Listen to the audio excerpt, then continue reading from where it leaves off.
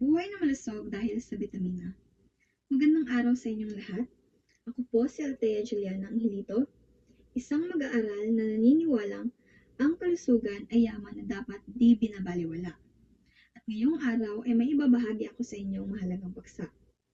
Ang kahalagahan ng bitamina sa ating pang-araw-araw na buhay. Sa dami ng ating ginagawa araw-araw, paano nga ba natin mapapanatiling masigla at malusog ang ating katawan?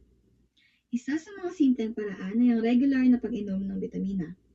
Ang bitamina ay sangkap na kailangan ng ating katawan upang gumana ng maayos. At may dalawang uri nito. Ang fat-soluble na mga bitamina o mga vitamins A, D, E, at K, at ang water-soluble na mga bitamina o ang vitamins B complex at C. At ang mga bitaminang ito ay may kanya-kanyang papel sa ating kalusugan. Sa pang-araw-araw nating pamumuhay, ang bitamina ay nagsisilbing sandata laban sa sakit at panghihina. Katulad na lamang ng bitamina A para sa paningin, bitamina C para sa ating resistensya, at bitamina D para sa ating malusog na buto. Ang mga ito ay ilan lamang sa kanilang benepisyong pangkalusugan.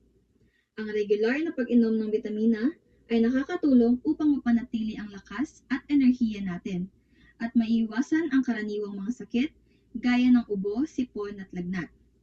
At bukod dito, napakahalaga rin ito sa tamang nutrisyon at pagpapanatili ng balanse sa ating kalusugan at katawan. Kaya't dapat ito ay bahagi ng ating pang-araw-araw na gawain, sa pagkain man o sa supplements. Ngunit, sa kabila ng benepisyo ng mga bitamina, marami pa rin ang hindi umiinom nito. Isa sa mga dahilan ay ang kakulangan ng kaalaman, kailan at anong uri ng bitamina ang nararapat nilang inumin. May ilan ding hindi alam kung gaano ito kahalaga sa ating katawan. At bilang mga kabataan, ay dapat tayong maging ehemplo sa pagpapahalaga sa kalusugan. Maaari nating simulan sa pagtatanong sa mga doktor o mga health workers nang sa ganitong paraan ay mas marami tayong mahihikayat na maging malusog.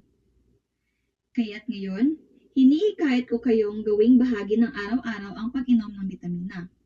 Magsimula tayo sa maliit na hakbang tungo sa mas malusog na pamumuhay. Tandaan, ang katawan ay parang makina lamang.